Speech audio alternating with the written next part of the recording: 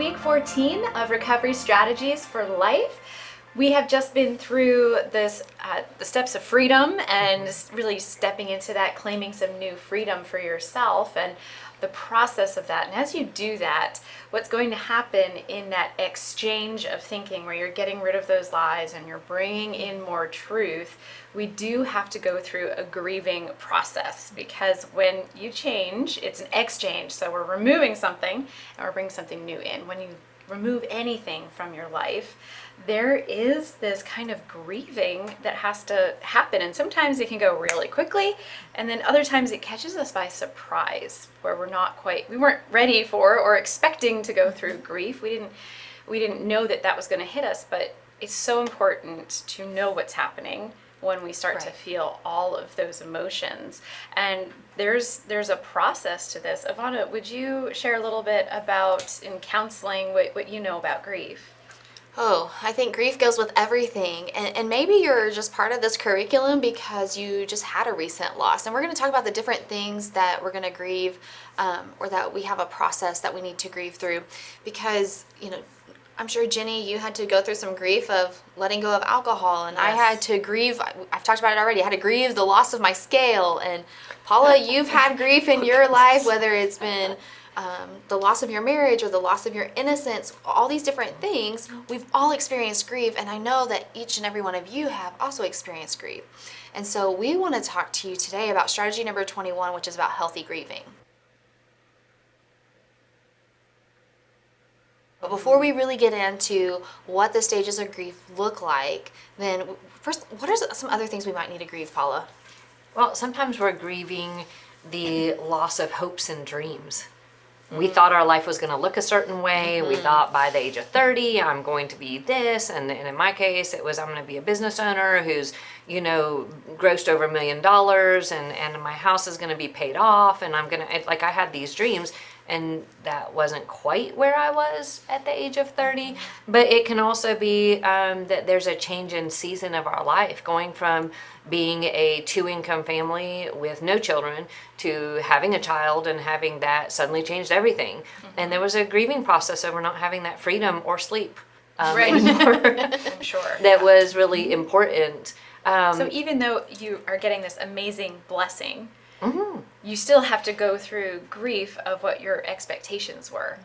And the change in season. I was grieving the loss of freedom and whatever. And we so many times don't think about the fact that, like empty nesters, they have to grieve a change because their world might have revolved around children, and suddenly that's different.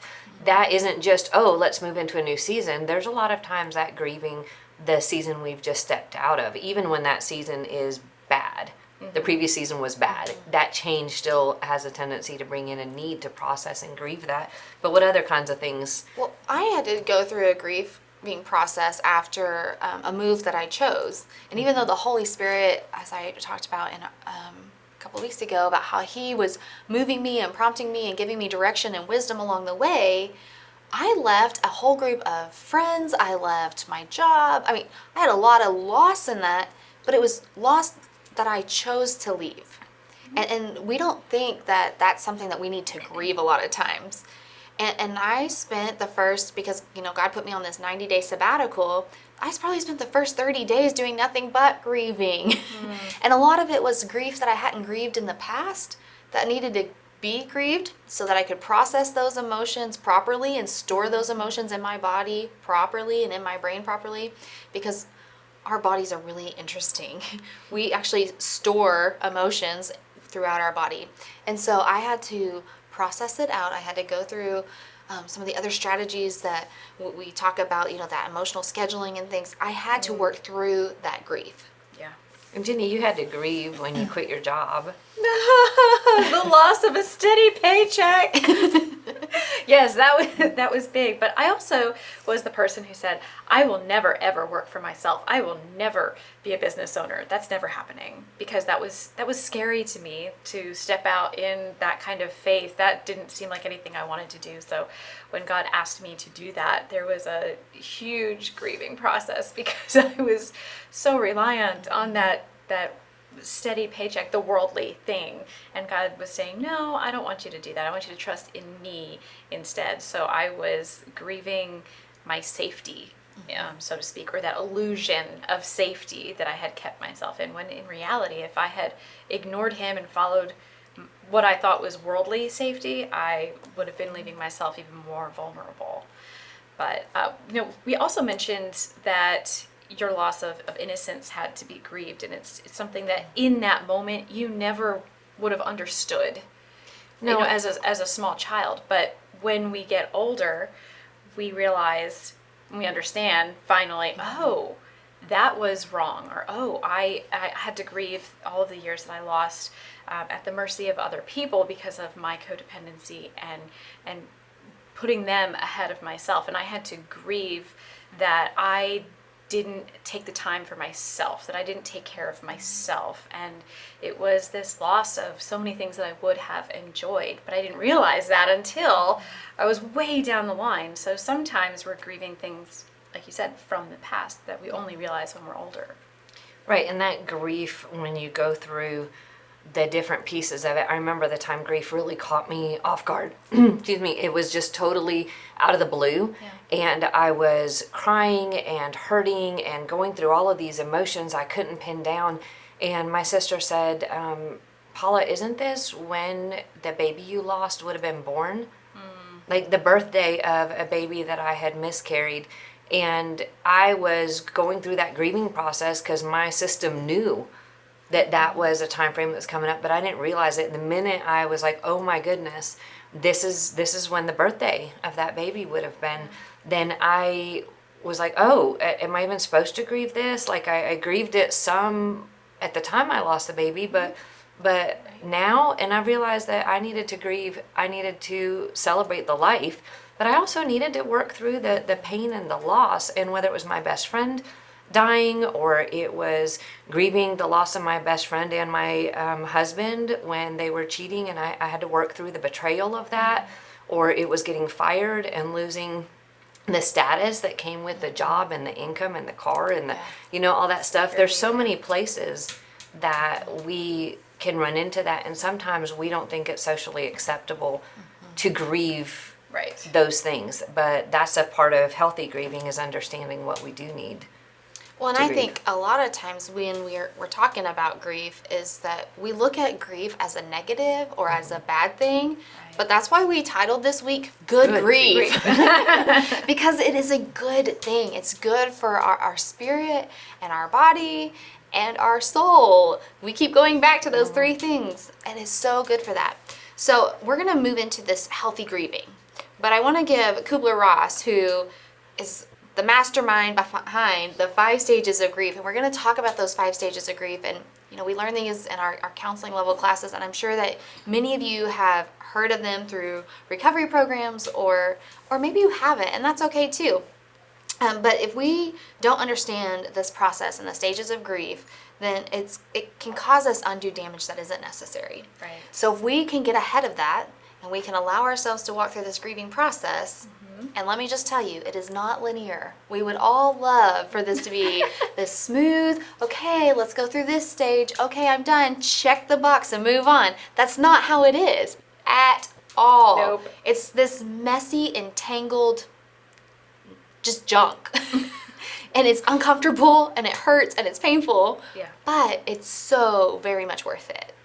It is, and being able to understand that process helps us give ourselves grace. Yeah. Yes. In the process, to acknowledge where we are in that stage of grief, to acknowledge the fact that it's okay to have these emotions, to process these emotions, to ask other people into our lives so that we can work through the different stages, to not focus on the downhill slide that can come with grief when we don't understand it. We don't need to relapse because we're grieving. We don't need to go into a hopeless place, and we don't need to be tormented by the grief. We can just own the fact that we need to go through this process to release and feel and deal with the emotions and the reason for it, and slowly start working into a healthy place where we don't have to stay lost and dying on the inside because we've had a loss. Right. we can actually slowly work into a healthier place with renewed life despite that. So what's our first stage, Our first Ginny? stage is denial. What? What? Again, it's not just a river in Egypt. It's a real thing where I'm not even wanting to look at it. I don't want to go there. I'm going to try and stuff it, push it down, lock it up, pretend it isn't there because for whatever reason. And sometimes we think, oh, I shouldn't, or I can't, I don't have time. And just like a muscle that has been overworked and then is sore, we do need to possibly take a time to say, okay, this is okay. This is not a bad, painful experience. This is a painful experience that's going to get me stronger and lead me closer to acceptance. And that can help us to step out of denial and into opening our heart to feel those vulnerable emotions that are coming on down the pipe. And sometimes we're in shock. Yeah. When there's a sudden change, Yeah. we aren't necessarily able to process it in real time. Yeah. And so we just kind of like, whoa, shut down. When my best friend died, I was in no place to even wrap my brain around that she wasn't even 36 years old and I would never see her again. And it was sudden and it was a shock. And I remember the process of having to even like really believe it. And so the denial part isn't like, oh, I'm gonna ignore or pretend all the time, though sometimes we do that too. Yes. Right. Sometimes it really is our system just trying to catch up with itself in recognizing and owning the fact that damage has happened or that there is a loss, right? Yeah, and sometimes you have compound grief. For me, it was, I lost at least 4 people in my life within, and it was over a year and a half span of time, 2 years, but every single one of them were under the age of 36. And it was like, what is happening? Like, I had not had anybody close to me die other than my great grandmother, and I was really young, and so I hadn't experienced that. And part of people say, well, that's part of growing up. You're getting older, the people around you are getting older. Yeah, but sudden death is not something that you expect. And so it's really, really hard to come out of that denial part of, I couldn't even believe that they were gone. And sometimes, like with my grandpa, when he was diagnosed with cancer, it was so quick, and he died less than 30 days later. And so we didn't have the opportunity in that moment to grieve the diagnosis, where, some people, when they have cancer, you have time. And I don't think that there's one way is better than the other at all. But we didn't have time to grieve that. And so we just had to make the most of it. And within 2 weeks, he's in hospice. And then 2 weeks later, he's gone. And so, it took me a full year to really start walking through these stages. And so then the second one is anger. And a lot of times we start to feel angry towards ourselves, towards others, towards God. How did anger play out in your grief? Well, once I came out of that denial where I was so numb and confused and just, I don't know, in a static holding pattern and whatever, and I started feeling emotions of anger, I just wanted to lash out. Honestly, I was irritable and frustrated, and nothing worked right, nothing would make me happy, nothing felt good, and I was actually, in my case, more the passive aggressive because I don't want to get in trouble. I didn't want to avoid direct conflict. So it came out with just these sidelines, not who I want to be, not what I would choose, but it was recognizing that when I felt that way and I was acting that way, that it wasn't a terminal condition and it wasn't who I was. It was my response to my way of processing and dealing with the grief. And so then I could start looking for better coping mechanisms and how to protect my children from my process in that place of irritability, and start looking for other ways to express it and work it through so that it wasn't being destructive to those around me. Because the anger part is the part of this process that can be destructive, directly destructive to others. So it doesn't mean you don't have to go through it. It just means that you have to be more intentional about going through it in a healthy way. Right. And being angry isn't wrong or bad. Right. We do have to decide and pay attention to where we place the anger, because if we're not aware that this is part of the process and this is a healthy part of the process, then we can try and stuff that, and as you said, come out in passive aggressive, but often it'll come out at people or at situations that we're really not actually angry at. It's just a trigger, if you will, that will spark that anger because it's already there. It's just going to build, and so we can push it onto the people that are the most convenient, that we trust the most, that we feel the most comfortable with, which are also the people that we least want to hurt. So if we're aware that this is part of the process, then we can be aware that maybe this isn't actually the person that I'm angry with. Kickboxing.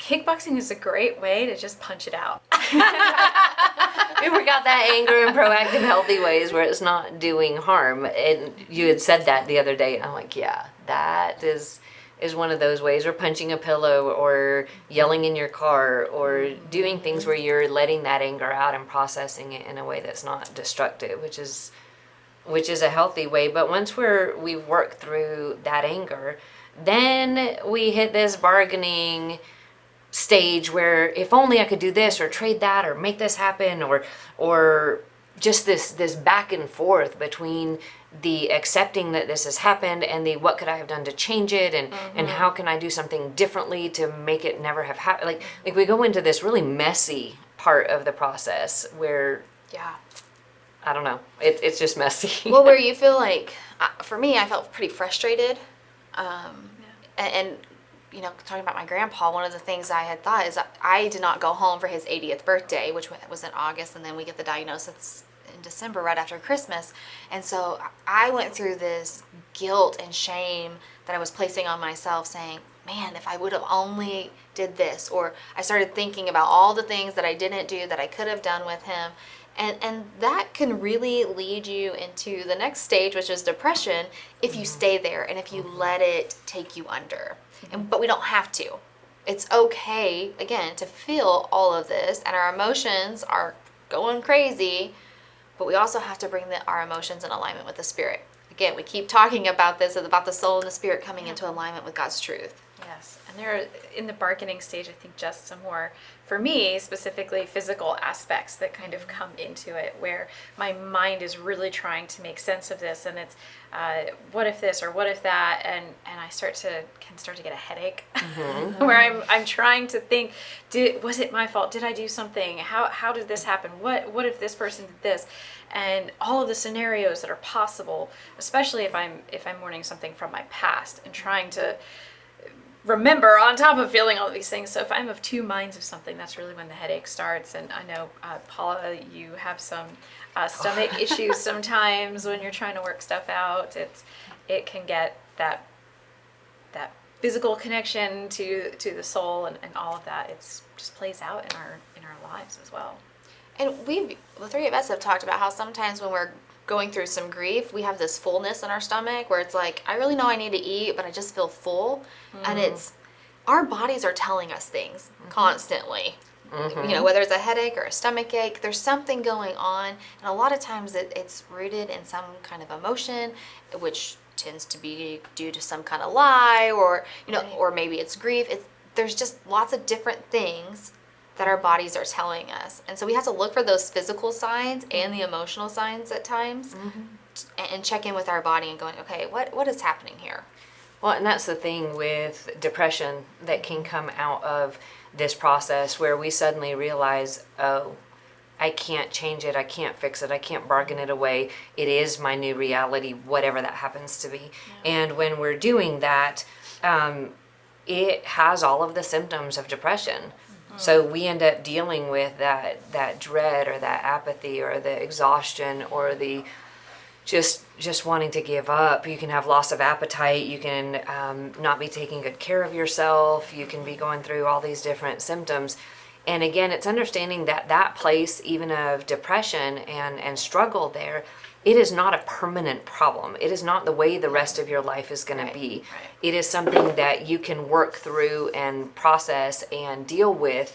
And again, ask others for help. You can look at your healthy coping mechanisms. You can choose the other parts, but giving yourself grace in the process. And it says joy comes in the morning, that weeping may endure for the night, but joy comes in the morning. It's understanding that this entire grieving process is not the rest of your life. It should not ever be the rest of your life. The loss is, the difficulty is, the change is, but that there is an opportunity for healing and growth and joy to come, and that we're not stuck in that place. And that really helped for me, is to understand, even in that really dark, hurting, broken place, that this was not the rest of my life. Right.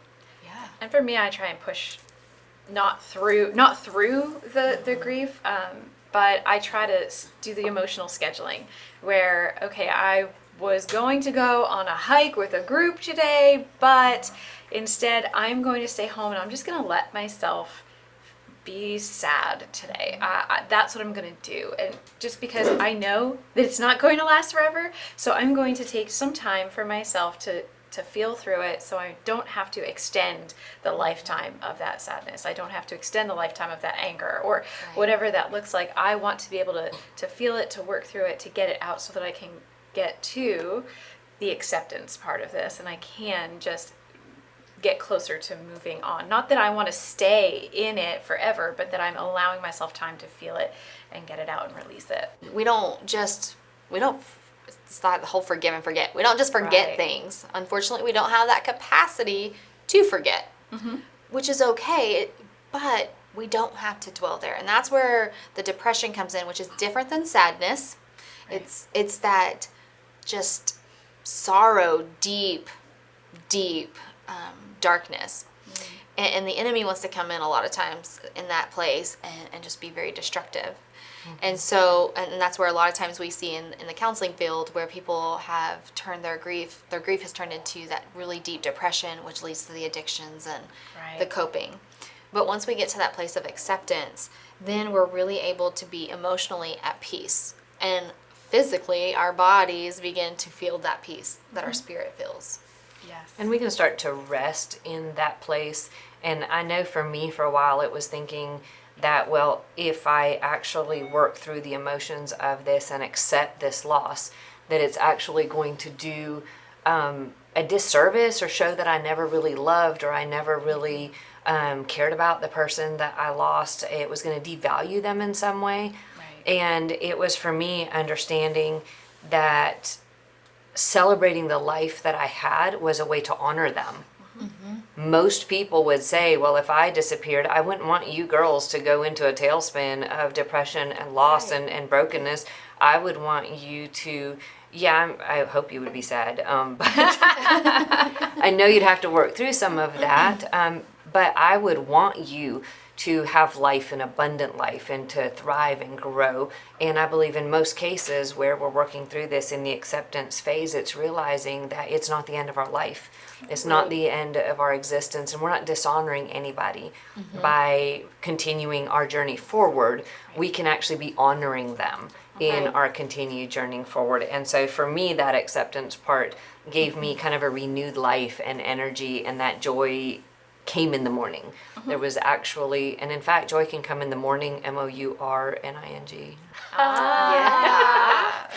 I like my word plays and working through that. But yeah, you can get that joy coming after the acceptance and moving forward with some physical rest and the ability to start leveling into a new phase, a new part of your life.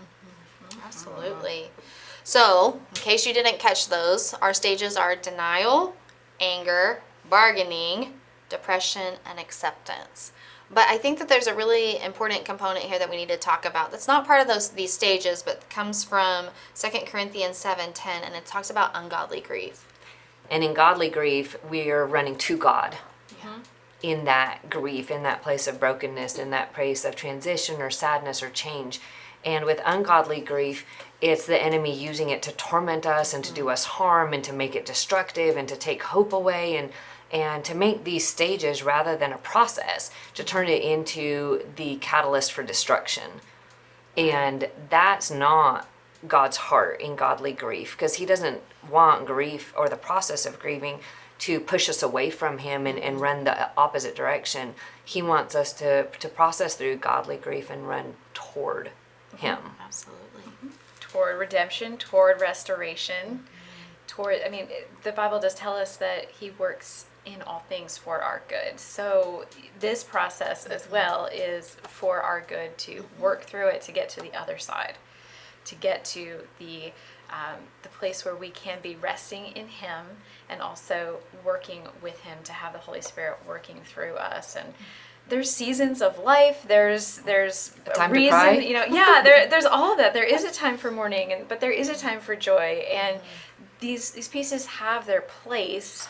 And if we accept that, sometimes you have to grieve the fact that we have to grieve. Like, Right. like, I'm losing time. I'm losing energy. I want to do. Yeah, but we have to accept that there is this natural process, and this is part of how God designed us, so that our bodies could be working in a healthy way, and we would have balance, homeostasis, peace. Yeah. But Evonna, sometimes we need help, don't we? Oh, yes. Yeah. If this starts going into a tailspin, could we Absolutely. need professional help? Yeah, and so I would challenge you to go back to your intake assessment thing that we had did way back at the beginning of Unit 1 and look at that section under loss. Because if there are things that maybe you wrote down or you checked a box that you have had the grief and the loss, we're not here to say that that's the answer, because we know that God is our answer, but sometimes medication can be that bridge in helping our brains come into that homeostasis that we were talking about. And it doesn't have to last forever. Right, and so if we're looking at this process of working through it and accepting the fact that grieving is a part of all of our stories, Right. and understanding that there's no shame in reaching out for help, Right. there's no shame in needing help in this Right. process, that God intends us to do community and life together to support each other and lift each other up and help carry each other through these places. And understanding this process also gives us compassion for other people dealing with grief and loss, whether we are in that moment or not. It gives us a place to be a better support and a better care to those around us. And so with us, it's been great because of understanding this. We've been able to support each other with Right. the different losses. And a lot of times the anniversary of a loss will bring these emotions to the surface in a new way. So just recognizing the fact that there's no cut and dried, simple checklist, that this is intended to be done with love and support and community everywhere possible, and that it is messy, but we can keep working through it. So I'm excited that understanding this helps give me grace for myself, for others, and to start looking at healthier ways to process grief in a good way, Right. so that it isn't destructive in any unnecessary way. Absolutely. Well, we are praying for you this week, and I hope that it is beautiful and it is blessed.